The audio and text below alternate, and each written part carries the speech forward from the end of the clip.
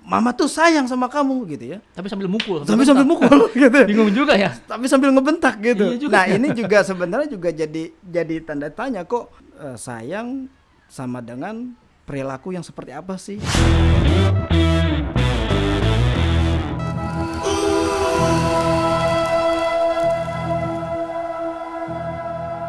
Kembali lagi di Grasak Grusuk Podcast, tempat di mana kalian akan selalu menemukan pembahasan yang baru, bermanfaat dengan narasumber berkualitas.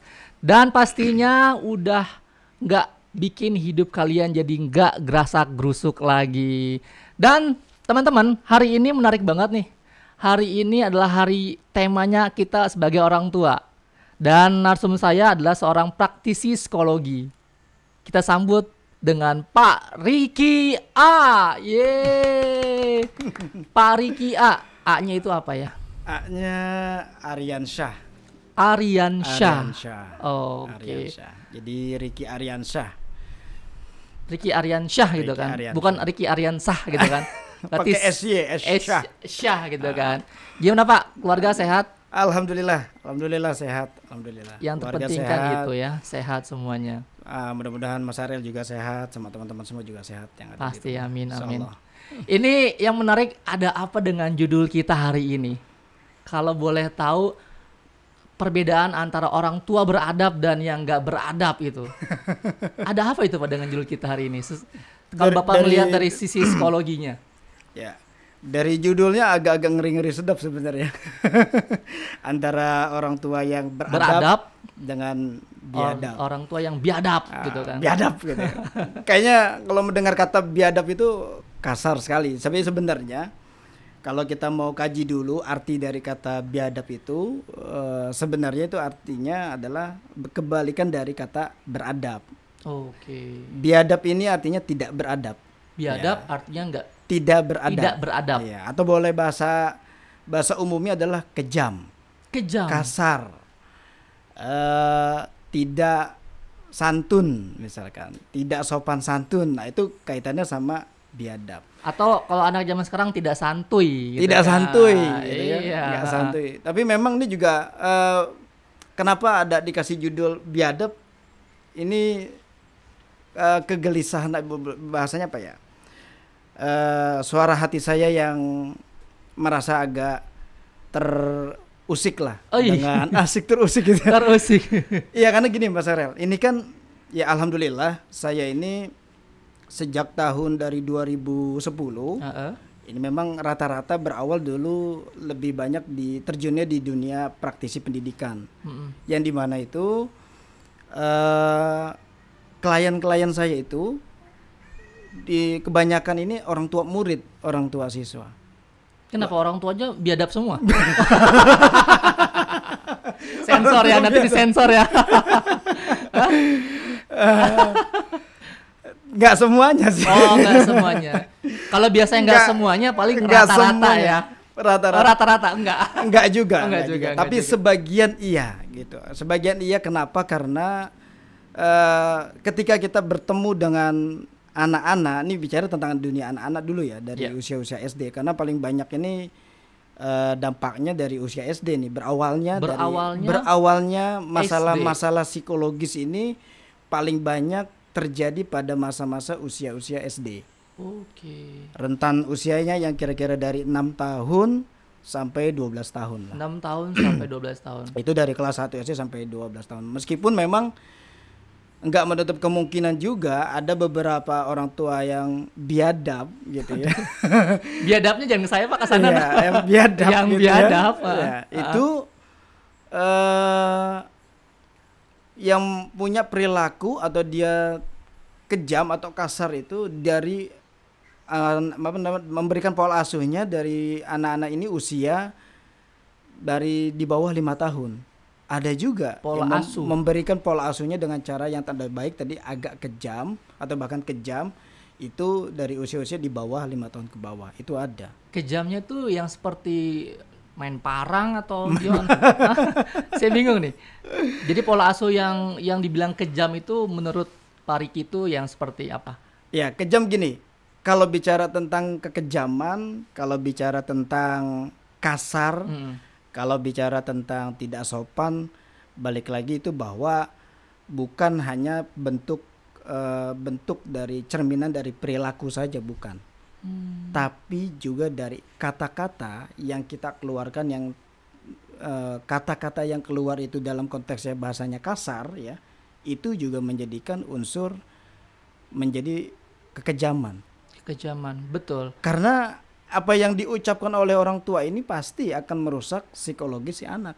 Itu udah iya, dan udah itu jelas. paling susah sih ya. Paling susah. Iya, karena saya juga mengalami nih. Saya menjadi seorang Betul. ayah muda ketika anak saya itu bandel, makanya ketika dia bandel atau susah dikasih tahu, saya berubah menjadi orang tua yang biadab.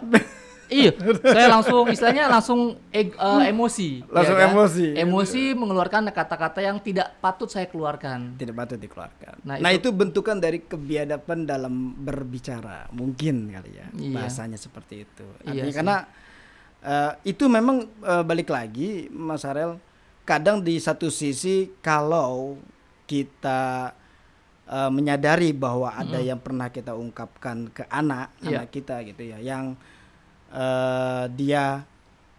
kita tanpa sadar kita berkata kasar sama anak, tapi kita sadar itu masih bisa kok kita perbaiki dengan segera dan meluruskan, istilahnya berusaha untuk memperbaiki kembali kondisi psikologis si anak supaya tidak terjadi gangguan psikologis yang efeknya jangka panjang nanti.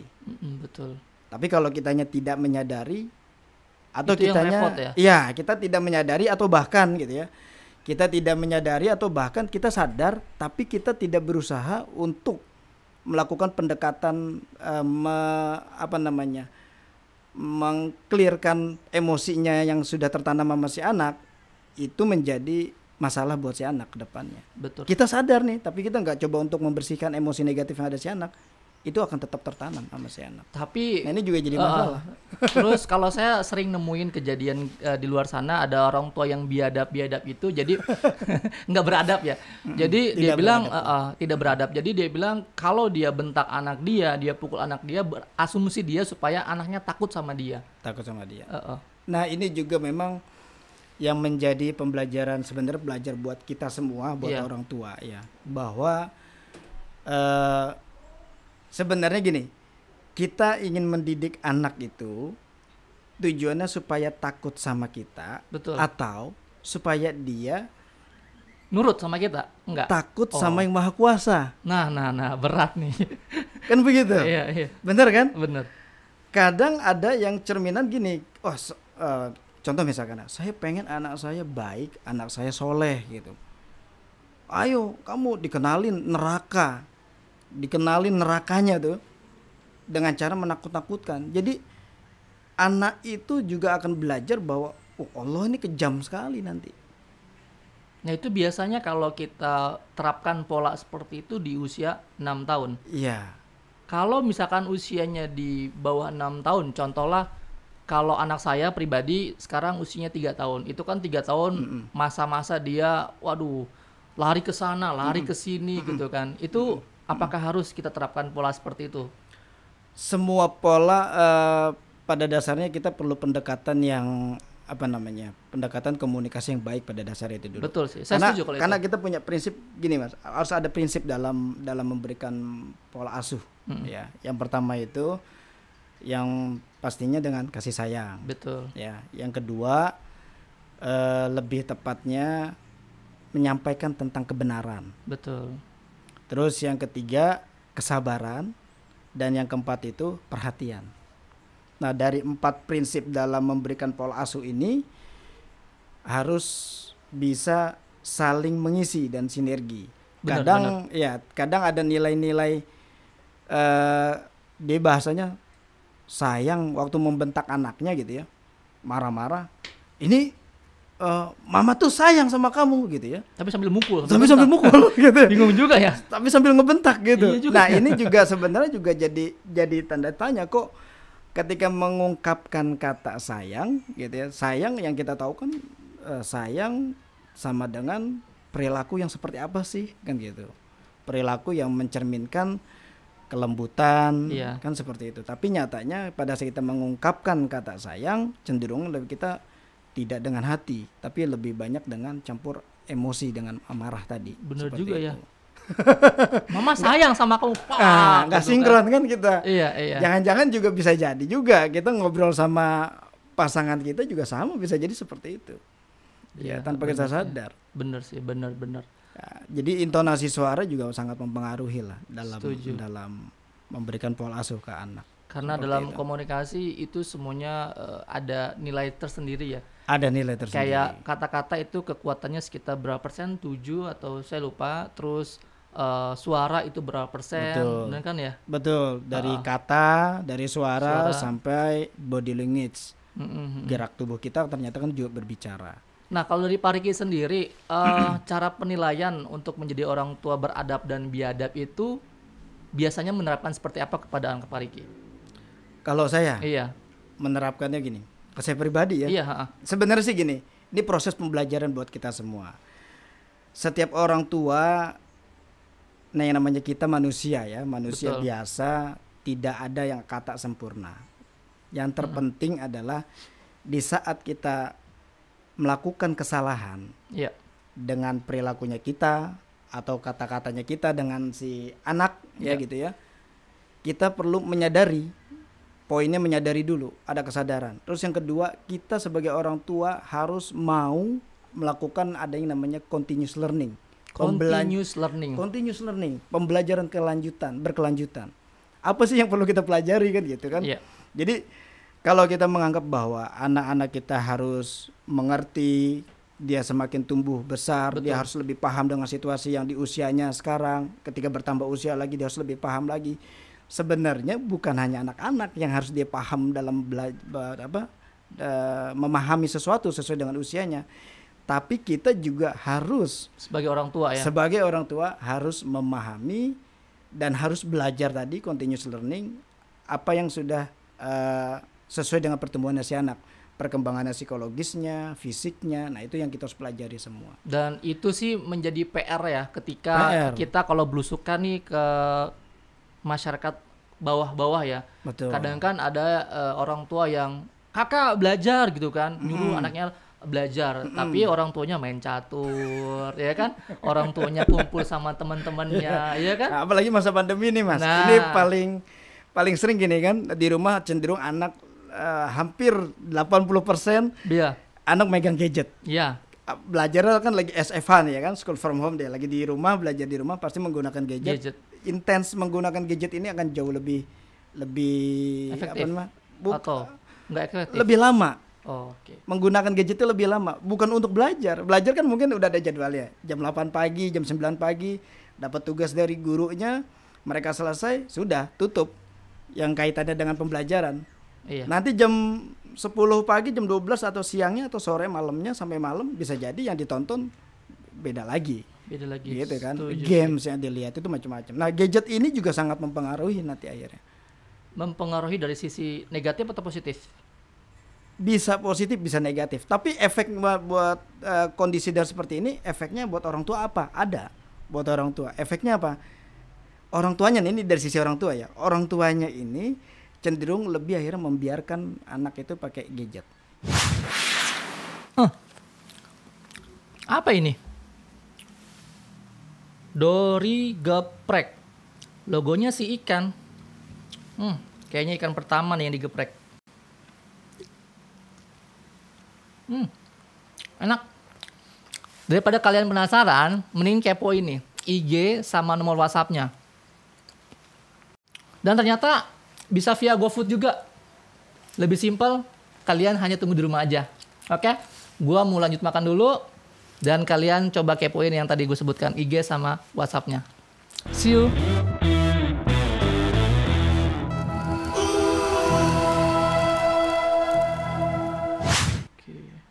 Kalau Kondisi pandemi ya betul. tadi nih misalkan. Kak, ini udah jam berapa? Dari tadi udah 2 jam main handphone terus gitu ya. Udah main gadget terus. Anaknya suruh berhenti main gadget, dipegang sama kita orang tua. Kita gantian. Mau mabar ya. Mau mabar. Tapi Nobar ini juga. pertanyaan sebaliknya sih. Kalau ada sih anak saya tuh ketika dia pegang gadget dia nggak cari games, tapi dia untuk pembelajaran alfabet, ngaji segala macem. Dan tanpa saya sadari, saya pernah mengajarkan, cuman kok nih anak udah bisa nulis sampai 50, itu baru usia 3 tahun. Dia udah bisa nulis nama dia sendiri. Dia udah bisa ngeja. Dia udah bisa mengenal warna. Betul. Itu apakah saya menjadi orang tua yang biadab atau beradab? Membiarkan anak saya istilahnya berinteraksi dengan si gadget itu. Iya. Kalau efeknya nanti tidak didampingi itu jadi bahaya. Tetap ya Mas, setuju ya. Artinya gini, kita boleh memberikan anak itu ke gadget, tapi tetap dalam porsinya ada pendampingan. Nah, pendampingan itu yang mesti saya tahu nih. Betul, pendampingan di sini dari masalah poinnya dari durasi waktu. Nah, betul. Kadang, saya pernah membatasi, cuman ya itu efek sampingnya dia nangis. Betul. Nah, sekali saya dampingi anak saya main alfabet, saya juga sama, kan saya mendampingi. Akhirnya ini ya bisa game online. Mabar bareng. Tapi kalau menurut Pak Rifki itu, kalau dari sisi praktisi psikologi itu gimana ya Pak? Apakah pola asuh yang saya terapkan itu positif atau negatif? Kalau menurut saya sih positif, karena dia tanpa saya ajarkan menulis nama, mengenal alfabet, menghitung angka, bahkan sampai dia bisa menulis nama dia sendiri dan menyebutkan nama dia sendiri, itu kan menurut saya hal yang luar biasa di usia 3 tahun. Usia 3 tahun. Dan itu semuanya versi English. Betul. Oke. Kalau saya kan Sunda Jasa gitu kan. Iya, kadang kalau anak saya ngomong itu pakai bahasa Inggris di usia 3 tahun. Gitu. Saya bingung sendiri. Buka translate. Jadi menurut Pak Riki itu, dari sisi praktisi psikologi itu, apakah saya pola asuh yang salah atau ada jawaban lain dari Pak Riki? Selama itu didampingi nggak ada masalah. Saya setuju sih.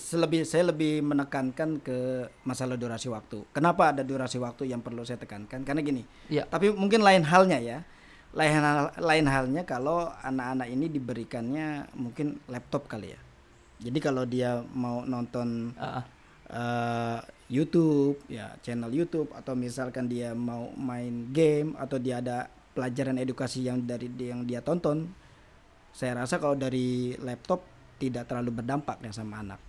Kenapa? Karena kalau misalkan dari gadget ini, kenapa saya bilang perlu dibatasi? Karena kita tahu, sama-sama tahu itu ada sinyalnya, ada radiasinya. Betul. Yang bisa nanti memberikan dampak efek psikologis, bisa mempengaruhi kecerdasannya ke si anak. Paling tidak dari gadget di switch ke laptop. Betul. Kalau laptop kan mungkin nggak ada radiasinya, mungkin jauh lebih kecil ya. Nggak ada yang nggak seperti gadget smartphone ya. Itu lain. Saya rasa seperti Betul itu. sih, anak sekarang tuh dikasih gadget satu aja udah bisa. Efeknya begini Mas.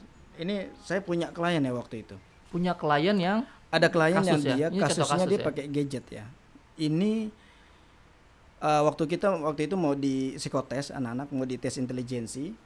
Ketika saya tes, kata si kepala sekolahnya, dia bilang, Pak Riki, anak ini pakai bahasa Inggris. Wow. Oh oke Pak gitu. Umur berapa tuh waktu itu? Masih TK. 5 tahun lah kira-kira. 5 tahun kira-kira. Ketika kita tes, kok dalam conversationnya tadi pelafalan kata-katanya kok kayak berantakan. Oke. Itu mirip anak saya Pak. Kalau bahasanya kata kepala sekolahnya, ini anak ngomong bahasa Inggris tapi kayak bebek. Oke. Akhirnya saya curiga tuh, dari situ udah poin tuh saya curiga ya. Wah, oke, kalau gitu kita tes. Tapi kalau misalnya kita tanya per satu benda, satu kata, satu pertanyaan satu kata, bisa iya. Ini bahasa Inggrisnya apa? Betul. Gitu. Ini tembok bahasa Inggrisnya apa? Betul. Ini warna bahasa Inggrisnya apa? Dia tahu. Dan itu mirip anak saya Pak. Tahu semua. Serius. Nah, ternyata ketika cuma memang akhirnya dampaknya ke fokusnya jadi kurang. Nah, setuju. Interaksinya. Setuju. Jadi kalau saya komunikasi dengan anak yang tadi itu, yang waktu saya tes itu, saya harus pegang dulu tuh. Saya pegang gitu ya, saya tepuk gitu kan. Adik coba lihat sini, lihat bapak coba lihat. Baru dia merespon tatapan matanya. Tapi itu hanya sebentar. Setelah saya lepas, tiba-tiba dia kayak ngeblank lagi, langsung ngomong sendiri. Bahasa Inggris langsung begitu dia Mas. Dan itu saya alami. Bunda coba dengerin ya. Ini Pak Riki nih kasih tahu nih. Serius, anak saya itu makanya saya ambil objek anak saya aja deh ya. Saya mengalami hal seperti itu, anak saya kalau menurut saya emang udah pinter banget, cuman negatifnya ketika berinteraksi dengan orang lain itu kayak dia misalkan kakak gitu kan, kalau dia nggak mau nyaut dia kayak ngomong sendiri gitu, menghafalkan apa yang dia lihat. Imajinasinya kemana-mana. Iya, itu apa yang harus dilakukan, Pak? Bener seperti itu. Tapi ya? kalau dia dengan temennya ya main, biasalah, normal. Cuman kalau interaksi dengan kayak saudara, mbahnya atau apa, dia ya begitu. Oh, oke. Kayak punya dunia sendiri. Betul. Nah, itu kan yang menyebabkan dia punya dunia sendiri karena gini, Mas. Karena interaksinya dengan manusia Iya. sedikit. Ya. Interaksinya dia berkomunikasi dengan manusia, ini bicara manusia kita ya. Manusia itu ya bisa ayahnya, bisa bundanya, bisa kakeknya yang ada di rumah gitu, bisa simbaknya, ya siapa aja yang ada di rumah. Itu kurang. Dia berarti lebih intens komunikasinya sama mesin. Saya pernah Mas Harel waktu itu. Di ini saya nggak berani nyebutin nama sekolahnya ya, karena sekolahnya cukup besar. Wow. Ya, sekolahnya cukup besar, sekolah skala internasional lah. Yes. Saya datang ke sekolahnya karena nih guru BK-nya udah kewalahan. Kewalahannya dalam arti Pak, orang tuanya ini kekeh banget, merasa bahwa dirinya ini benar. Oke. Kebetulan orang tuanya ini profesinya sebagai seorang IT. IT di mana-mana maha benar. Tapi kayaknya sih ya gimana orangnya lah, kembali lagi ya. Itu kebetulan profesinya sebagai seorang IT. Jadi ketika saya menyampaikan yang tadi ini seperti yang kita obrolkan sama Mas Harel barusan tadi, itu nggak terima, Mas. Jadi saya menjelaskan dengan pendekatan psikologis, ayahnya nggak terima. Kenapa ayahnya nggak terima? Karena dibilang, Pak, zaman sekarang ini nggak mungkin bahwa saya ini melepaskan anak dari dunia gadget. Mau nggak mau teknologi terus berkembang, terus ada, dan anak mau nggak mau akan terlibat dengan dunia teknologi. Maka gadget ini nggak bisa ditinggalkan. Ayahnya marah sama saya, guru BK-nya juga marah katanya. Marahnya dia nggak terima. Menurutnya pendapatnya saya itu salah. Akhirnya saya bilang gini, Pak, karena kita udah guru BK juga bingung, saya coba berkomunikasi, Pak, lebih baik mana anak Bapak berkomunikasi dengan Bapak yang bentuknya manusia gitu ya. Anak Bapak lebih intens berkomunikasi sama smartphone yang bentuknya mesin. Ketika saya pakai perumpamaan seperti itu, bapaknya diam sejenak, akhirnya dia ya merenung lah dia. Nah, kalau kita membiarkan hal ini terjadi, itu masuk dalam konteks kategori biadab. Kalau kita diamkan. Benar, setuju ya kalau kayak gitu ya. Jadi kan tadi balik lagi, kita sebagai orang tua, ini bukan buat Mas Arya, buat teman-teman. Ini buat semuanya. Buat saya juga. Buat saya. Karena tadi harus ada poin tanda kutip tadi. Kita sebagai orang tua harus ada continuous learning. Pembelajaran berkelanjutan. Lalu mesti gimana nih kita menerapkan continuous learning itu kepada anak kita? Kalau saya kan memang kalau di habit ya. Kalau misalkan saya pergi terus emaknya masak gitu kan. Kalau si anak nggak dikasih gadget pasti keluyuran kan. Nah itu opsinya malah gadget dikasih. Gini, memang zaman sekarang kita juga susah sekali melepaskan anak dari gadget. Itu saya akui ya. Di rumah saya juga anak bangun tidur yang dicari bukan saya, Mas Arel. Handphone saya yang dicari. Kok sama ya, Pak? Handphone saya. Serius, dia bangun tidur ayah handphone. Alhamdulillah. Ayah handphone. Ya, syukurnya sih saya anak-anak nggak ada yang sampai kecanduan. Tanda kutip jangan sampai kecanduan itu ya. Jadi kalau saran saya sih kalau misalkan anak mau diserahkan ke gadget, kasih batasan waktu lah. Batasan waktunya itu paling lama setengah jam. Paling lama setengah jam. Habis itu kita batasin, misalkan jam 10 anak main nih, jam 10 pagi. Kakak boleh main handphone, nanti jam 10:30 sudah ya, jangan main lagi gitu. Nanti gantian ayah mau pakai buat kerja misalkan, atau misalkan bundanya mau dipakai buat apa gitu kan. Atau pada saat kita menyetop, orang tua pun harus tegas. Ketegasan yang paling penting nih kalau kita pengen membentuk, ini kan kaitannya tadi ya. menjadikan antara orang apa namanya, kan kita pengen berubah nih, merubah Iya. anak. Kita harus jadi orang manusia jadi orang tua yang Yang beradab beradab. dulu kan gitu. Maka kita bentuk peradaban di dalam rumah, di rumah kita sendiri. Bentuk peradaban di Bentuk dalam peradaban rumah. dalam rumah. Dan itu poin pentingnya dari orang tua. Dari orang tua. Jangan anak jadi Bangun kambing hitam. peradaban. Iya. Betul ya. Tapi itu kan kalau usianya mungkin di atas 6 tahun lah bisa kita kita bisa diskusikan. Kalau Diskusi. masalah yang pribadi saya itu ya anak saya baru 3 tahun. Mm-mm. Itu ketika saya bilang, "Kakak, nanti jam atau berapa menit ayah ambil ya." Kan dari tanda kutip dia mungkin hanya bisa mendengar, cuman kan dia belum bisa mengartikan gitu. Mm-mm. Itu apa yang mesti saya lakukan, Pak? Ada tipsnya nih. Berarti kan gini, kalau dia kategorinya kalau kita ambil paksa pasti nggak suka, Mas. Iya, saya juga sama. Bener ya? Iya. Jangankan anak-anak kita juga pasti Saya nggak lagi terima. WhatsAppan sama si Mbak nih, diambil handphone sama istri, saya marah lah. Iya. Bercanda ya, Bun. Iya. Mbak siapa ya? Nah, ke anak ini pada saat kita ingin menyetop, lalu kalau kita bilang 30 menit, ya kita mau nggak mau harus 30 menit. Ketegasan tadi. Caranya. Nah, caranya sudah kita sampaikan. Pastinya pada saat nanti udah tank 30 menit, sebelum 30 menit kita kasih warning ke anak. Hmm. Kak, ini 5 menit lagi ya, gitu. Atau 15 menit sebelum waktunya habis, 15 menit lagi ya. Ya. Ada bagusnya ketika kita ingin menyetop anak bermain gadget, 15 menit sebelum kita stop, kita dekati dulu anak, Pendekatan. Jangan langsung diambil. Ya, misalkan udah 30 menit, Mas. Tep 30 menit. Langsung kita ambil. Udah selesai, udah 30 menit. Saya yakin itu Saya banget, Pak. Saya yakin anaknya protes, anaknya marah. Bener, itu marah. Bahkan itu jadinya tantrum ya. Nah, Kalau kita sebutnya tantrum. iya. Marahnya tuh luar biasa. Dan Seperti dan itu saya alami. itu. Iya. Tantrum itu. Dari tantrum itu. Nah, itu yang kita khawatirkan ada polanya, jangan sampai kita langsung ngambil. Kalau bisa 15 menit sebelum waktunya habis kita sudah ada pendekatan. Misalkan Kak, coba lihat main apa sih, kayaknya seru banget gitu. Kalau lagi main games gitu ya. Kalau misalkan dia lagi nonton channel YouTube itu tayangan anak-anak, kakak lagi nonton apa sih, kayaknya seru banget, coba lihat dong. Kita udah ada di samping dia. Mm-mm. Nah, kita udah ada di samping dia tuh. Kadang memang sih saya menerapkan seperti itu. Saya ajak bercanda, saya alihkan ke permainan lain, gitu kan. Maksudnya saya ajak keluar juga, bawa Ya motor, segala boleh macem. seperti itu. Tapi kan itu ada beberapa yang kalau saya lagi capek, lagi lapar, ya kan. Kadang emosi saat saya itu langsung saya ambil dan si anak marah sama saya. Ya. Nah, ini emang tantangan juga sebenarnya, Mas, buat kita.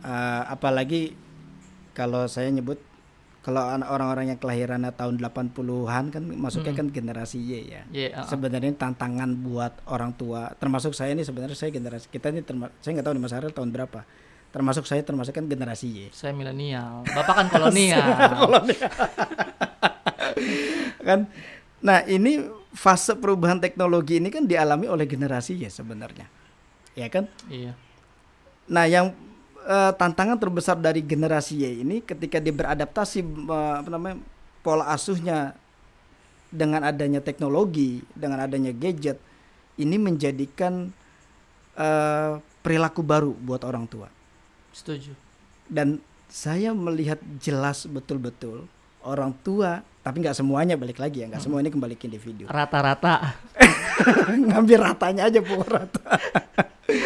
Ya, nggak semuanya sih, Mas, gitu ya. Ada beberapa orang tua alih-alihnya menggunakan gadget itu tadi tanda kutip capek, atau niatnya adalah supaya anak tenang. Ya, setuju kalau itu.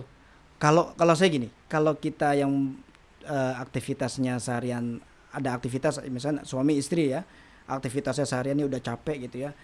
Saya rasa nggak salah banget ngasih gadget, tapi tadi dengan batasan waktu yang sudah kita tentukan kita kasih. Tapi kalau kayak misalnya istri masak nih sebentar, ya udah. Iswan, Pak. Saya di rumah Iswan, bukan istri. Oh, Iswan. Kalau istri 3. Istri 3. Iswan 1, baru 1. Iya. Iya. Baru tuh ya. Nah, kalau alasannya kalau istri lagi masak gitu ya, anak kasih gadget dulu, ya mungkin no problem, karena masak kan nggak nyampe 2 jam juga. Iya. Ya sekali-sekali dikasih waktu lah gitu, kayak acara kontes masak gitu kan, dibatasin waktu biar cepat. Seperti itu. Terus Nah, setelah masak selesai, langsung kita temui anak. Bukan nemuin gadgetnya kita. Nah, kalau Pak Riki kan banyak banget pengalamannya menghadapi anak kecil atau orang-orang dewasa di luar sana dari sisi praktisi psikologi. Nah, kalau dari Pak Riki sendiri bagaimana sih menerapkan nilai positif kepada anak? Pada anak. Kalau dari Pak Riki sendiri biasanya nerapin nilainya seperti apa? Nah, ini kan karena kaitannya kita membangun adab ya, dengan cara mendidik dengan cara adab. Membangun peradaban di rumah lah bahasanya kalau saya nih, membangun peradaban di rumah. Karena gini, adab itu bentukannya kan aturan ya. Disiplin, tanggung jawab itu adab. Kalau di dalam Islam mungkin beda dengan akhlak ya. Kalau akhlak itu orang yang pendidikannya tinggi, negara-negara maju bisa dikatakan itu negara yang beradab. Oh, di negara luar tuh misalkan Singapura, Jepang disiplin, tanggung jawab, bahkan bersih. Nah, itu negara beradab. Menurut saya, gitu ya. Tapi berakhlak belum tentu ya. Belum tentu. Beda berarti. Beda ya, belum tentu gitu. Ya, jadi makanya kadang-kadang ada sebagian orang apa namanya, anak-anak milenial ya, sebagian itu mengatakan gue lebih bagus jujur tapi apa adanya, lebih baik gue jujur terhadap kejelekannya gue, keburukannya gue, daripada gue pura-pura baik tapi munafik. Jadi kalau dikaji dari sisi psikologis sebenarnya dua-duanya nggak bagus. Ya, dari sisi psikologis yang berkaitan dengan konteks hubungan kita sebagai manusia di hadapan Tuhan. Apalagi hubungan kita kita sebagai manusia di hadapan Tuhan, dan kita punya tanggung jawab sebagai orang tua tadi. Nah, pertanyaannya, kalau kita mau jujur dengan buruk, apa iya kita mau di depan anak kita gue melakukan hal buruk tapi gue jujur di depan anak gue, nggak masalah. Yakin. Jadi nilai yang Bapak terapkan kepada anak itu, kalau nilai membangun adab, kalau saya pasti dalam membangun adab ya, saya lebih menekankan, memang lebih mendekatkan anak-anak ini dalam konteks pembelajaran yang kaitannya kecerdasan spiritual. Harus dikenalin dulu nilai-nilai agama. Itu pondasi yang sangat mendasar. Basic ya. Basic untuk masalah agama itu harus gitu ya, karena harus seimbang. Setelah masalah agama kita pupuk terus berjalannya dengan usianya dia yang semakin tumbuh. Tapi ini bukan hanya anak ya, tapi tetap saya juga gitu. Saya menerapkan dalam membangun adab, saya membuat aturan di rumah. Dari jam belajarnya, jam belajar sekolahnya, kalau misalkan lagi SFA, waktunya anak-anak ini belajar Al-Quran. Iya. Nah, itu waktunya sholat. Nah, itu waktunya kita main, seperti itu. Jadi itu poin-poin, salah satu poin yang Bapak terapkan kepada anak ya, yaitu mengenalkan ilmu agama juga. Terakhir Pak, di sini Bapak wajib kasih sedikit kata-kata yang membangun untuk para penonton. Quote, motivasi atau apalah gitu. Yang penting bisa membangunkan mereka gitu. Iya. Buat saya pribadi juga, buat teman-teman, kita sama-sama menjadi orang tua, bukan sekedar tua. Orang tua bukan sekedar tua ya. Benar. Tapi benar-benar menjadi orang tua yang dia tumbuh bukan secara fisiknya saja, tapi secara pola pikir, secara hati, dan secara tanggung jawabnya kita. Jadi orang tua yang bijaksana. Ini ilmu baru buat saya. Orang tua jangan tuanya doang. Jangan sekedar tua gitu ya. Jadi benar-benar jadi orang tua yang ya tumbuh gitu. Karena namanya orang tua kan tumbuh ya, menjadi tua. Usianya bertambah, fisiknya juga berubah. Maka bukan hanya bagian itunya saja yang berubah, tapi pola pikir, kecerdasan hati, kecerdasan perilaku juga harus berubah. Dalam banget. Soalnya ada orang yang mukanya tua gitu kan. Jemur. Termasuk saya masuk.